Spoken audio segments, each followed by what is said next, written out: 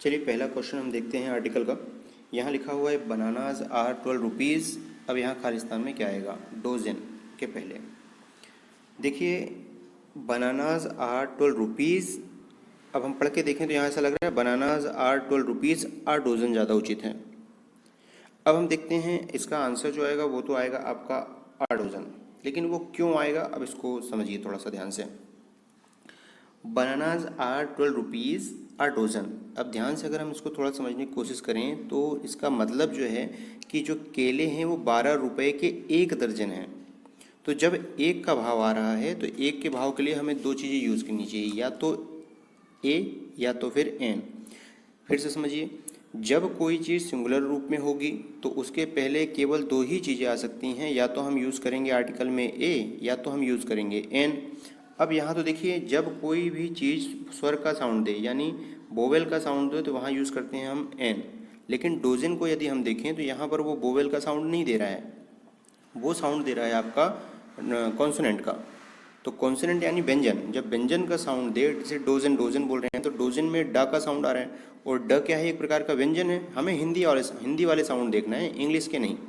हमें डोजन में देख रहे हैं ड। देखिए अ ई उ ये सब क्या होते हैं, हिंदी के स्वर होते हैं।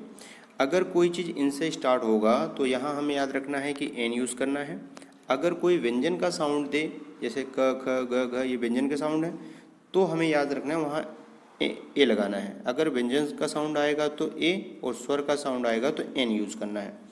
अब यहाँ लिखा हुआ है बनानाज आर 12 रुपी, तो यहाँ हम लगा देंगे आ डोजन। क्यों? क्योंकि व्यंजन का साउंड दे रहा है डोजन। जैसे अगर हम बात करें a boy, a pen, a book, a table, ये सभी हो सकते हैं जहाँ भी व्यंजन का साउंड आए। दूसरा क्वेश्चन हम देखते हैं, दूसरा महत्वपूर्ण प्रश्न हम देखते हैं। यहाँ पर आपको कभी भी ऐसा लिखा हुआ मिल जाए, डायरेक्शन लिखा हुआ है, तो इतनी सब चीज़ों को आप पढ़िएगा, और पढ़ने के बाद यहाँ आप पाएंगे कि यहाँ इरर शब्द प्रयोग किया गया है।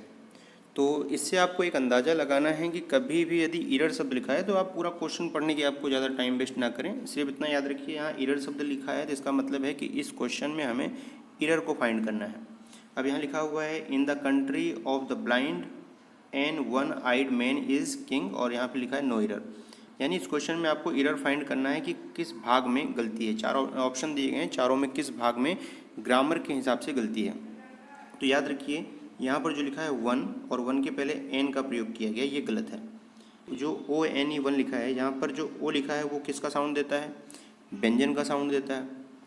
और व्यंजन के साउंड के पहले हमने क्या देखा था, हम एन का प्रयोग ही नहीं करते हैं, एन का प्रयोग स्वर के साउंड के साथ किया जाता है, इसलिए आपका ये आंसर गलत हो जाएगा। और याद रखिए ये क्वेश्चन ऐसे जो वन वाले क्वेश्चन है ये बहुत ज़्यादा रिपीट हुए हैं एग्जाम में, बहुत बार पूछे गए हैं, इसलिए हमेशा याद रखिए कभी भी वन के पहले एन का प्रयोग नहीं होगा। इसलिए किस पार्ट में गलती है, वो आपके सी वाले भाग में गलती है, इसलिए आपका जो आंसर हो जाएगा वो हो जाएगा सी। तीसरा प्रश्न हम देखते हैं यहाँ पर। यहाँ भी डायरेक्शन लिखा है in the following question some of the questions have error and some have none. कहने का मतलब ये है कि एरर वाला शब्द अगर आपको कहीं मिल रहा है, इसका मतलब ये क्वेश्चन एरर वाले हैं। आपको पूरा पढ़ने में समय नहीं गंवाना है, सिंपल सी बात है। इस क्वेश्चन में आप देखा जाए तो एरर पूछा जा रहा है कि किस भाग में एरर है। यहाँ देख सकते हैं in the following question some of the sentence have errors and some have none. Find out which part of a sentence has an error. If there is no error, mark your answer as no error. कहने का मतलब ये है कि यहाँ चार option दिए गए हैं, चारों में से आपको देखना है कि किस भाग में एरर है। अगर एरर है तो आप उसे टिक करें, अगर एरर नहीं है किसी भी सेंटेंस में तो आप टिक कर दें नो एरर पर। अब देखें यहाँ पर कभी भी मैंने आपको बताया था अगर ये व्यंजन साउंड आए तो व्यंजन साउंड के कभी पहले एन का प्रयोग नहीं होता है, एन का प्रयोग होता है स्वर साउंड के पहले। तो अगर हम सेकंड को हम देखें तो हिंदी वाला स्वर देखना है हमें। हमने देखा स से स्टार्ट हो रहा है, और स जो है वो क्या है, एक प्रकार का व्यंजन है। तो स जो व्यंजन है, और व्यंजन के पहले हमने देखा था क्या यूज़ होता है भैया, व्यंजन के पहले यूज़ हो सकता है ए, लेकिन एन का प्रयोग नहीं हो सकता है। अब दूसरी चीज़ याद रखिएगा, दूसरा जो नियम आपको याद रखना है, कभी भी फर्स्ट मिल जाए, FIRST फर्स्ट मिल जाए, या फिर सेकंड मिल जाए, या फिर थर्ड मिल जाए, ऐसे हैं फर्स्ट सेकंड थर्ड फोर्थ, इस तरह से अगर कोई मिल जाए तो याद रखिए इनके पहले आपको हमेशा आर्टिकल द ही लगाना है। ये आगे मैं जब आपको द पढ़ाऊंगा तो वहाँ भी ये चीज़ बताऊंगा कि आर्टिकल द ही लगाना है। जब फर्स्ट सेकंड थर्ड अगर कभी भी मिल जाए तो वहाँ पे आपको द लगाना है। यहाँ पर एन क्यों नहीं आएगा वो कारण आपको स्पष्ट हो चुका होगा। कारण ये है कि भैया ये जो है ये वोवेल का साउंड नहीं दे रहा है, ये कॉन्सोनेंट का यानी व्यंजन का साउंड दे रहा है सेकंड, इसलिए इसके पहले एन का प्रयोग नहीं होगा। ऑप्शन कौन सा गलती था? ऑप्शन बी में गलत था। आपको इसमें एरर बताना था। चलिए चौथे क्वेश्चन को हम देखते हैं। यहाँ पर लिखा है द डिश टेक्स अबाउट खालिस्तान आवर टू कुक। तो याद रखिए कभी भी आवर वर्ड मिल जाए तो इसके लिए एक्चुअली क्या होता है, HOUR जो है इसको हावर नहीं पढ़ते हैं, इसको आवर पढ़ते हैं, आवर। तो आवर जो है वो आ का साउंड जो है वो स्वर का साउंड है, और स्वर का साउंड होने पर उसके पहले हम यूज़ करते हैं एन।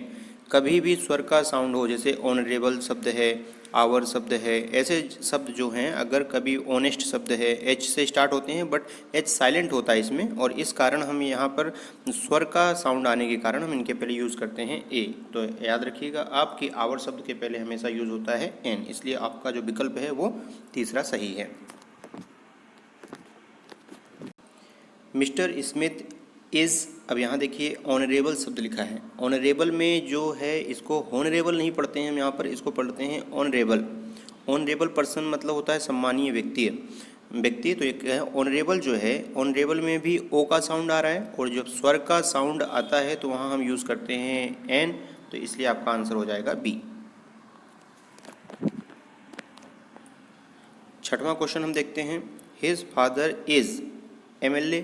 अब देखा जाए जो MLA शब्द है यहाँ पर एम जो है एम, ये भी आपका देखा जाए स्वर का साउंड दे रहा है। अगर हम एम लिखते हैं ए और म लिखते हैं तो यहाँ पर जो ए शब्द है वो स्वर का साउंड दे रहा है, यानी एम में अगर हम साउंड करेंगे ए म MLA, तो जो ए है ना शुरू में MLA में ए जो वर्ड है वो स्वर से स्टार्ट हो रहा है। अब हम यहाँ इंग्लिश के हमें अल्फ़ाबेट नहीं देखना है कि यहाँ एम से स्टार्ट हो रहा है सर ये तो व्यंजन है।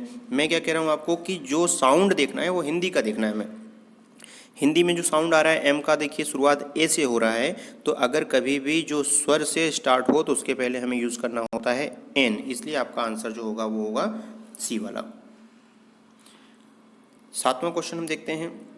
इन द फॉलोइंग क्वेश्चन सब of the sentence have error. अब देखिए एरर पढ़ने से हमें समझ में आ गया कि इस सेंटेंस में एरर पूछा जा रहा है। अब देखते हैं हम यहाँ पर। अब यहाँ पर जस्ट मैंने आपको ठीक पहले मैंने क्वेश्चंस में बताया था कि यहाँ पर आपका वन अगर शब्द आ जाए तो वन के पहले कभी भी हम एन का प्रयोग नहीं करते हैं, इसलिए याद रखिए आपका जो आंसर जो एरर वाला पार्ट हो जाएगा वो हो जाएगा सी। नेक्स्ट क्वेश्चन हम देखते हैं यहाँ पर। ये है आपका इट वाज इम्पॉसिबल टास्क। अब कोई दिक्कत नहीं, इस क्वेश्चन में हमें देखना है कि इम्पॉसिबल में जो है ये ई से स्टार्ट हो रहा है। ई मतलब स्वर, इम्पॉसिबल, इम्पॉसिबल में जो साउंड आ रहा है वो स्वर का आ रहा है, ई से स्टार्ट हो रहा है। और कभी भी ई से स्टार्ट हो यानी स्वर से स्टार्ट हो तो उसके पहले एन लगता है, यानी इसमें जो आंसर वो होगा जिसके पहले ऑप्शन में क्या हो, एन होगा। तो देखिए जो थर्ड वाला है इसमें तो दा से स्टार्ट हुआ है, ये रिजेक्ट हो गया भाई। पहले ऑप्शन में ए तो आ नहीं सकता, यानी ये चौथा भी रिजेक्ट हो गया। अब दो ऑप्शन बचे हैं। अब देखा जाए सेकंड में यहाँ पर लिखा है अर्थरेटिक, नहीं, अब कोई दिक्कत नहीं, यहाँ भी देखा जाए स्वर का साउंड आ रहा है, जो लिखा है अर्थरेटिक नहीं लिखा है यहाँ पर। जो ए है ये भी आप देखें स्वर का साउंड दे रहा है, मतलब पहले ऑप्शन में तो हमने देखा एन आएगा और सेकेंड ऑप्शन में भी क्या आएगा, एन आएगा, यानी ऑप्शन आपका पहला सही हो जाएगा, दूसरा आपका गलत हो जाएगा। चलिए हम देखते हैं नेक्स्ट। यहाँ भी देखें आप लिखा हुआ है he reads in HE school. तो देखिए HE उनके स्कूल का कुछ भी नाम हो, उन्होंने शॉर्ट में जो लिखा है वो लिखा है HE। अब H का साउंड देखें जो है वो किससे है, वो वोवेल से, ए का साउंड दे रहा है। ए का मतलब वोवेल, और वोवेल मतलब होता है स्वर, और स्वर के पहले हमने देखा था, अभी मैंने आपसे बताया था कि स्वर के पहले हम यूज़ करते हैं एन, इसलिए आपका आंसर हो जाएगा ए। अगला हम देखें, ये मैंने आपको बताया था कि कई बार रिपीट होते हैं ये वन वाले क्वेश्चन। तो यहाँ पर देखिए माय फ्रेंड फाउंड। अब देखा जाए तो यहाँ पर वन जो है वो किसका साउंड दे रहा है, वन साउंड देता है हमारा कॉन्सोनेंट का, व और न।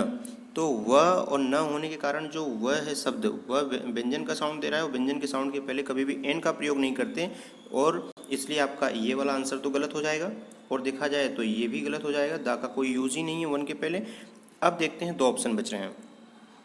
तो हम अगर ए और एन का यूज़ देखें, पहला अगर हम ऑप्शन देखें तो सेकंड वाला ऑप्शन में बेगर शब्द लिखा है, और बेगर भी एक व्यंजन का साउंड देता है, तो बेगर के पहले एन तो आएगा नहीं सेकंड ऑप्शन में, ये सेकंड में यहाँ एन लिखा गया है, इसलिए आपका ये गलत हो जाएगा। अब यानी बचा एक ही ऑप्शन, ये आपका सही हो जाएगा। My friend found a 1 rupee note on the road, he decided to give it to a beggar.